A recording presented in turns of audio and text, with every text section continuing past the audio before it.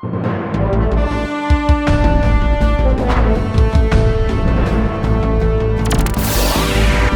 and welcome to the best of Hindsight tonight. I'm Damian Muziani, and as America celebrates Father's Day weekend, Hindsight is presenting its own special salute to the patriarchy. Enjoy. Maybe they'll cast former lawyer Alex Murdaugh in it. He kind of looks like a ferret already and has a long history of drug addiction. Murdaugh was in a South Carolina court last week, apparently lying about why he lied previously about lying regarding the shooting deaths of his wife and son. Murdaugh's car's GPS placed him at the scene of the crime around the time of the murders, but he still says he didn't do it. This guy makes Better Call Saul look like Abraham Lincoln.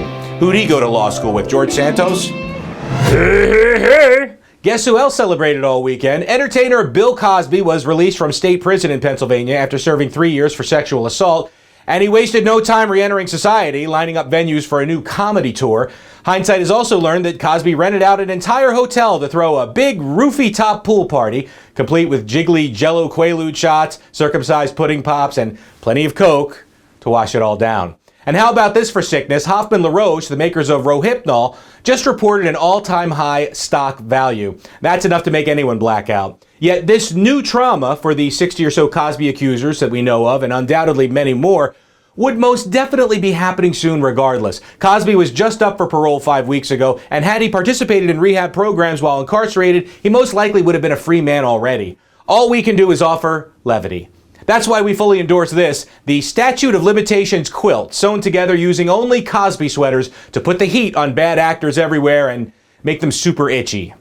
But you know the old saying, if the hot air doesn't get you, the hot sauce will. Apparently, Canadian rapper Drake tried to stop God's plan after a one-night stand with an Instagram model turned spicy. Allegedly, after having safe sex together in a hotel room, Drake went to the bathroom to dispose of his condom.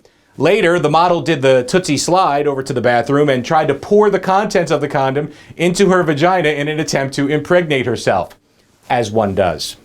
Well, she immediately started screaming because Drake had put hot sauce inside the condom to kill off his sperm, and now it was burning a hole near her uterus. The unnamed Instagram model reportedly gave her lawyer a hotline bling and is now going to sue Drake. I mean, really, wouldn't a mild lemon garlic sauce would have worked just as well, Your Honor? Questions remain, though, since this event coincides with the arrival of Drake's first ever cookbook, featuring all of his favorite latex Mex recipes. As always, great rapping comes with great responsibility. I guess the parents of Gen Zers never watched this PSA growing up. It's yours? No, Your mother said she found it in your closet. Who taught you how to do this stuff? You, all right? I learned it by watching you.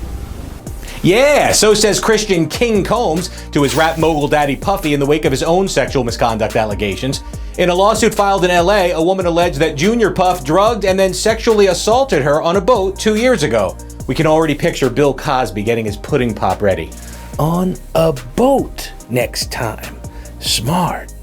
Puff Daddy, of course, is under federal investigation over sex trafficking allegations, proving out that time-honored adage, the family that prays together stays together. Get a load of this. Men across the globe are applauding the progress made on a male birth control pill. Researchers at the University of Minnesota have reported that the pill is 99% effective in mice, which is great because those tiny condoms must have been just brutal to utilize.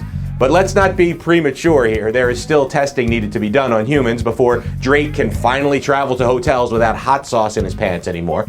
But the pill is coming someday, and the final telltale sign is that the father of paternity testing is finally pulling out. Mr. Maury Povich is ending his program. The famous host started his TV career on the Philadelphia show People Are Talking back in 1980, and over 4 decades has become synonymous with the catchphrase, "You are the father," triggering tears of joy for female audience members and deep sorrow for male guests. The Maury Show actually had a DNA lab built inside their studio and used it to perform over 3,000 paternity tests over the years. Happy retirement, Maury. After 42 years on TV, clearly you are the father.